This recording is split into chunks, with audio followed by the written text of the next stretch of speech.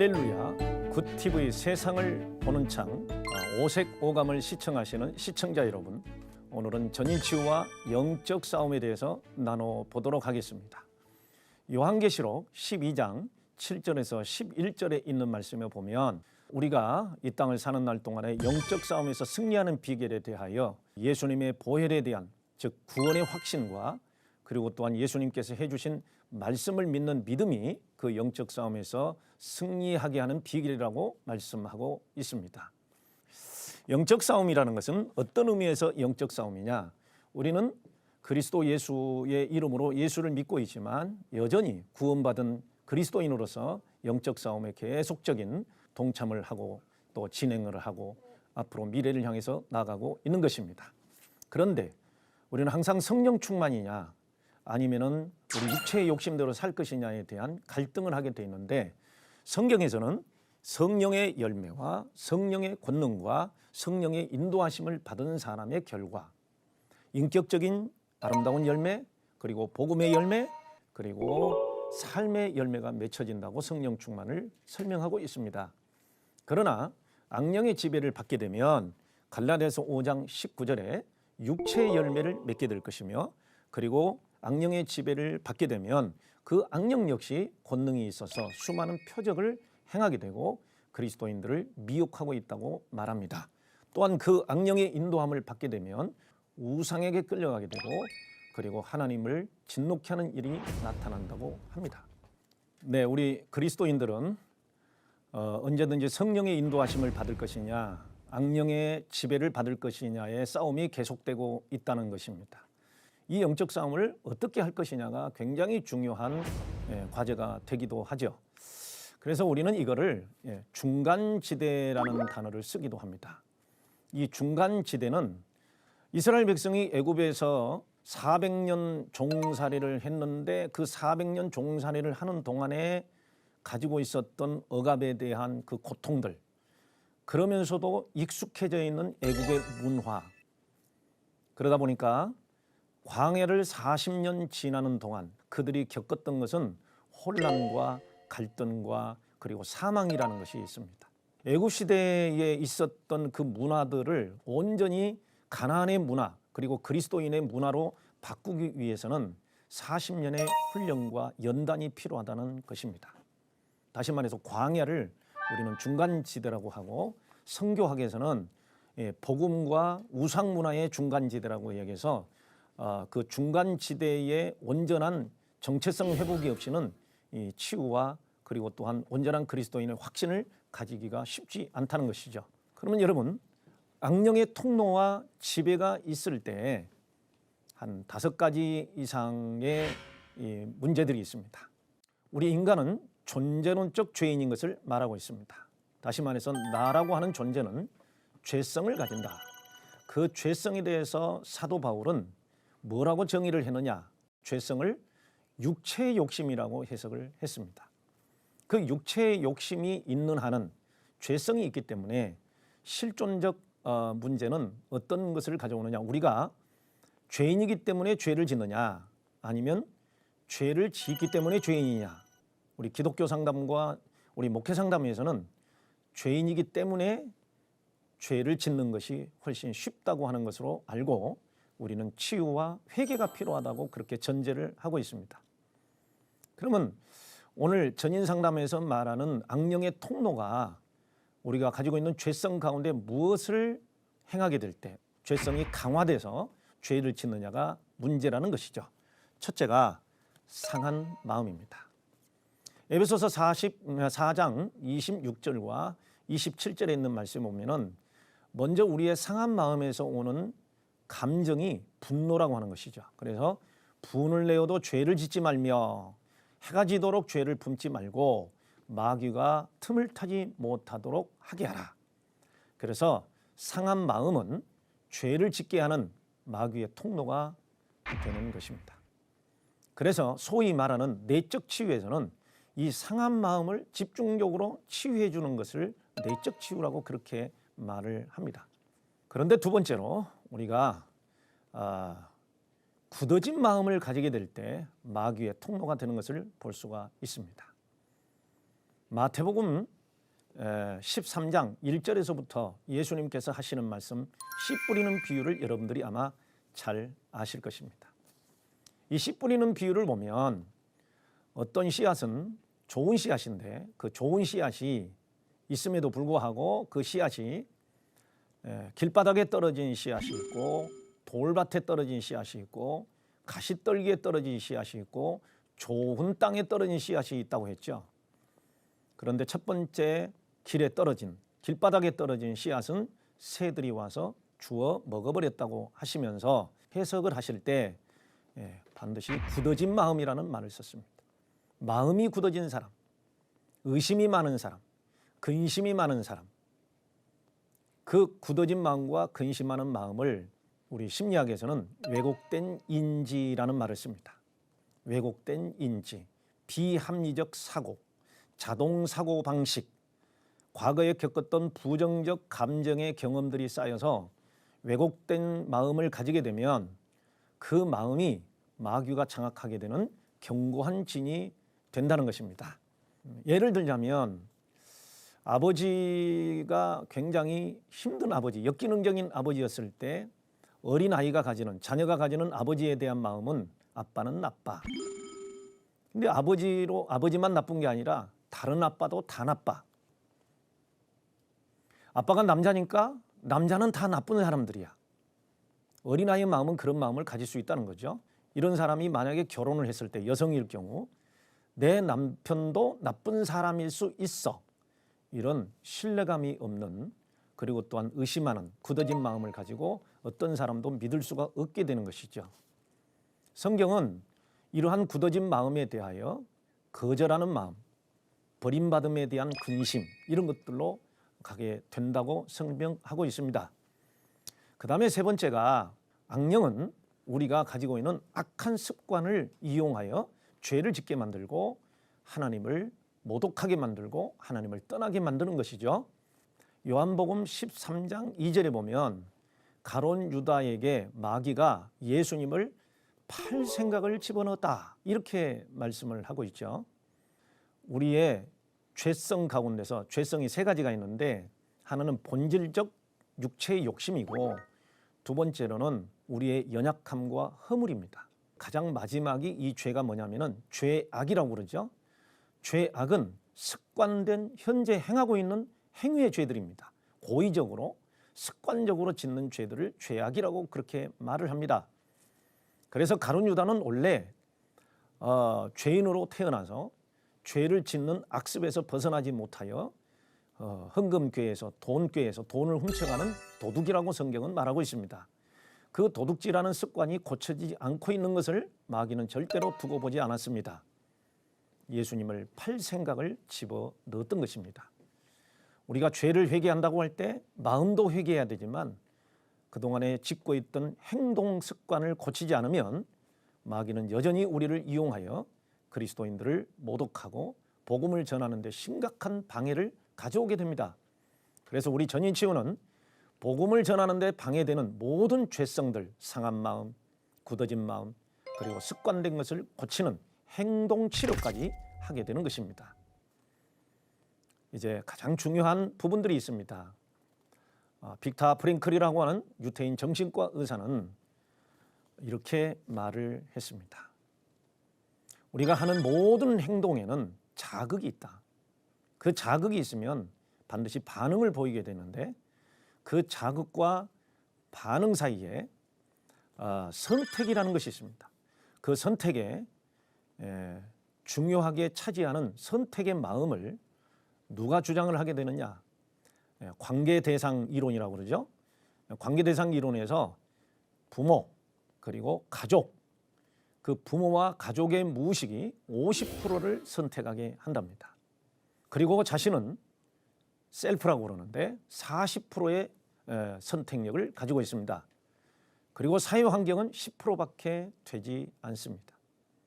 이것을 오늘 전인치유 상담에서는 대물림된 가족의 역기능이라든지, 또 대물림된 망정된 행실이라든지, 그리고 대물림된 모든 죄성들을 우리 인간은 누구든지 다 가지고 태어나고 그리스도인이라 할지라도 사도 바울뿐만 아니라 그리고 다윗이 말하는 것처럼 모친의 죄악 중에 제가 출생하였습니다 라고 고백한 것처럼 우리는 태어나는 즉시 50% 이상의 죄악된 습관과 죄성을 가지고 태어나기 때문에 언제든지 상처를 입을 수 있고 왜곡된 생각을 가질 수 있고 그리고 많은 사람들에 대해서 적대감을 가질 수 있고 심지어는 하나님에 대해서도 적대감을 가질 수 있습니다.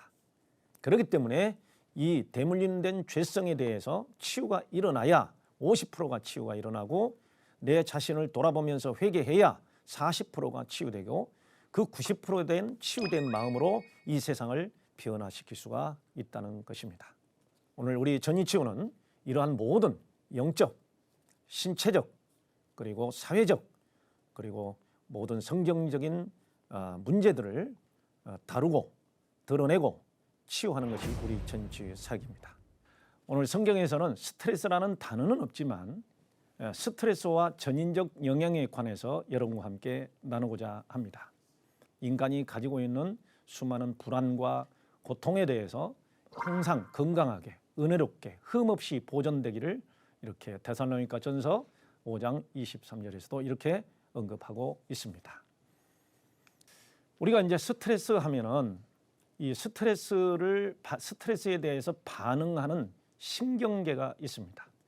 그 신경계는 뇌와 척수로 나누게 되는데 뇌에 있는 신경계를 뇌신경, 그래서 이 뇌신경계는 체성신경계라고 해서 골격근, 피부, 관절 이런 것을 주관하는 신경계가 됩니다. 그래서 이러한 신경계는 뇌의 편도체나 그리고 또한 모든 기억세포라고 이야기하는 해마 부분에서 주관을 하면서 기억을 하게 하고 무의식적으로 활동하게 하는 운동신경계, 감각신경계 이렇게 나눌 수가 있죠. 그 다음에 척수에는 척수신경계가 있습니다. 이것을 자율신경계라고 그러는데 이 자율신경계는 교감신경계와 부교감신경계가 있다고 합니다. 그래서 이 척수신경계에서 자율신경계는 부교감신경과 교감신경계의 그 반응이 서로가 다릅니다.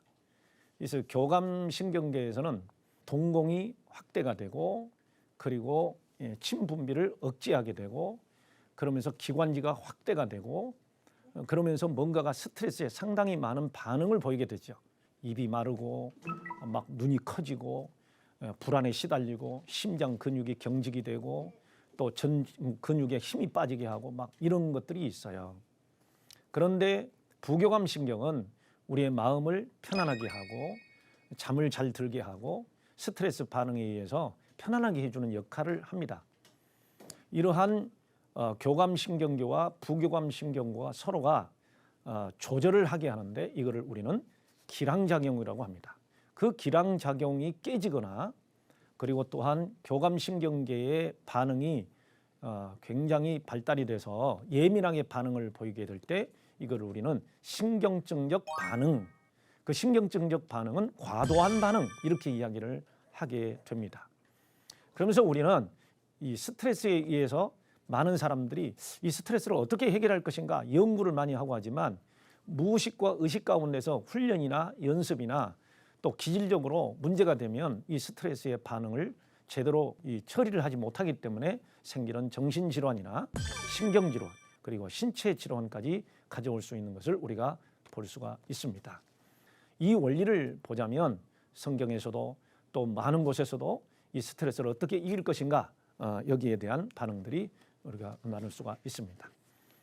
자, 이 스트레스와 장수 비결이 있습니다. 이 스트레스와 장수 비결을 보면 뭐 비타민을 복용하라, 담배를 끊어라, 뭐 여러 가지 뭐 혈압을 관리하라. 다시 말해서 전체적으로 보면 관리입니다. 우리가 건강하게 살려면 정신적으로 건강하게 살든 신체적으로 건강하게 살든 영적으로 건강하게 살든 모든 것은 관리입니다. 그래서 정신의학에서는 건강한 사람의 세 가지 특징이 있습니다. 첫째가 통합입니다. 통합이라는 말은 다른 사람이 무슨 말을 하거나 스트레스 요인이 있을 때 나와 어떻게 관련을 짓고 그거를 통찰을 해서 대처하는 그러한 정서적 능력을 통합이라고 합니다.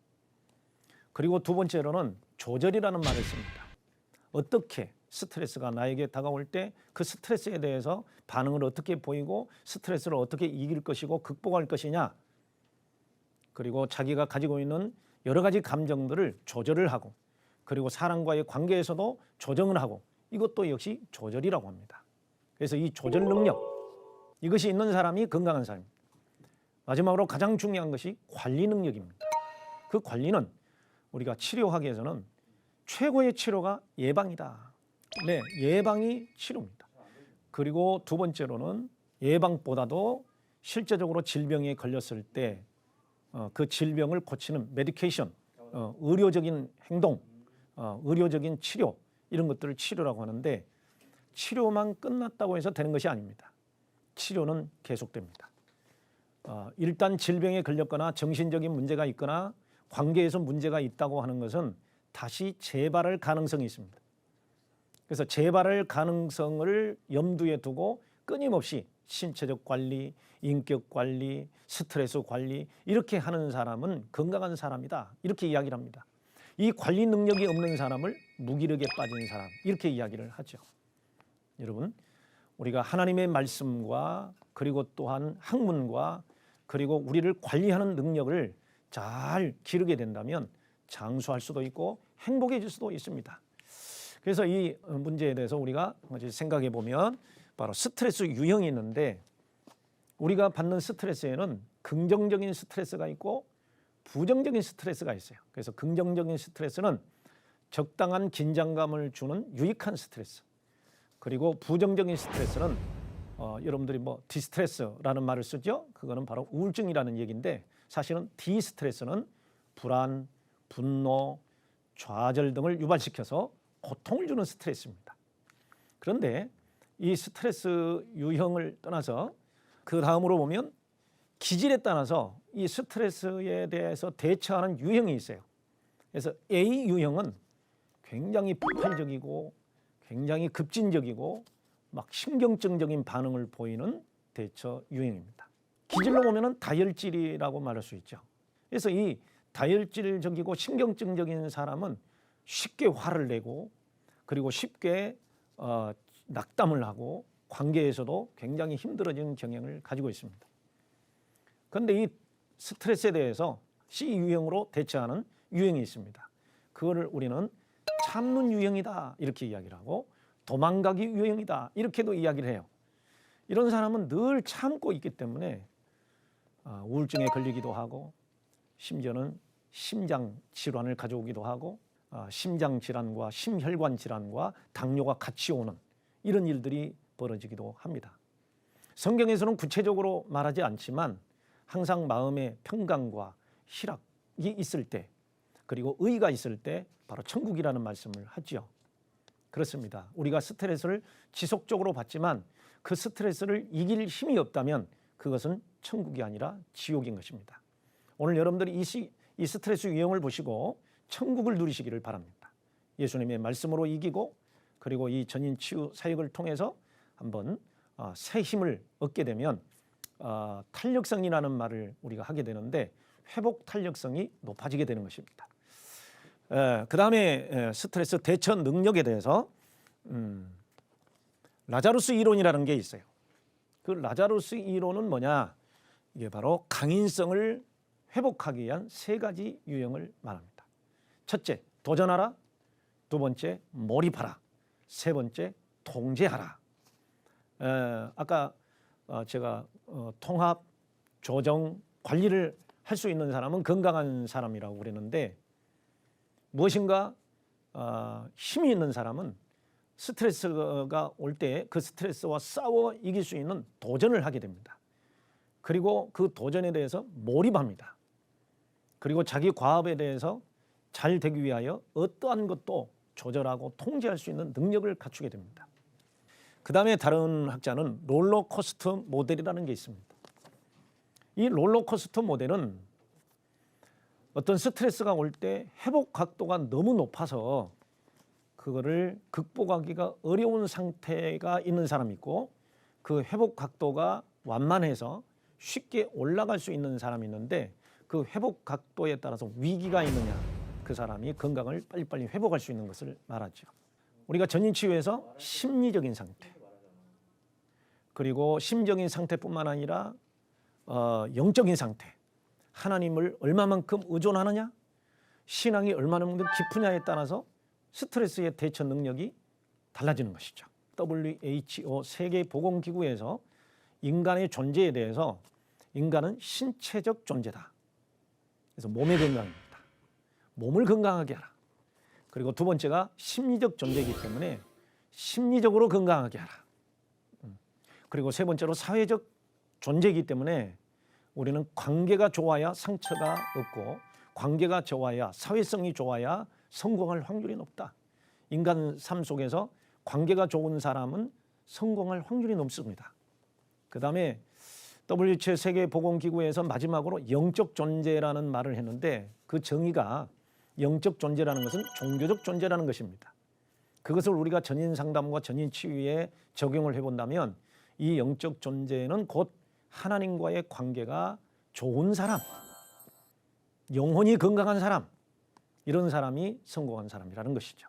그래서 전적 탄력성, 우리가 이제 레질리언스라는 단어는 회복 탄력성이라는 것인데 그 회복 탄력에서 늘 신체적인 운동을 하고 관리를 하는 사람은 신체 건강이 좋고 면역성이 좋아집니다. 면역성이라는 것은 뭐 여러분이 아시다시피 NK 세포 그러면 암 세포를 죽이는 세포, T 세포 그러면은 병균을 쏘아서 죽이는 세포, 그리고 또 우리 몸에 2만 5천 가지 이상의 질병이 생기려고 할 때 거기에 대처 능력을 길러주는, 그리고 또한 질병이 들어올 때 잡아먹는 식균 세포가 있는데 그 식균 세포가 바로 백혈구라고 하죠.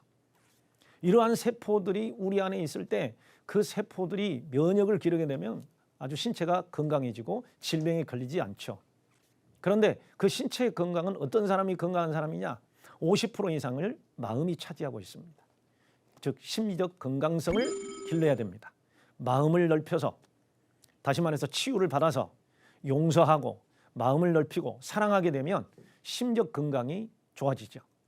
그리고 영적 건강은 하나님에 대한 굳센 확신, 인내, 이거를 하게 될 때 영적 건강이 이루어지고, 그리고 우리가 사회성이 좋다라는 말은 다시 말해서 인격이 좋다, 이런 말입니다. 그 인격은 어디서 나옵니까? 언어에서 나옵니다. 그리고 두 번째, 그 인격은 어디서 나옵니까? 영혼의 건강에서 나옵니다. 성령 충만할 때 그 마음이 넓어지고 주님과의 확신이 있으면 마음이 평안해지기 때문에 그 언어, 색깔이 편안해집니다. 이러한 네 가지 전인적 탄력성을 가지게 되면 어떤 스트레스도 이겨낼 수 있는 힘이 있는 것입니다. 그래서 우리 전인치유와 전인상담의 사역은 이 네 가지를 중점적으로 다루어서 우리 성도들이 건강하게 하도록 해주는 것이 있습니다. 자, 그럼 여러분, 우리 전치유 사역은 항상 기도로 마무리합니다. 왜 기도합니까?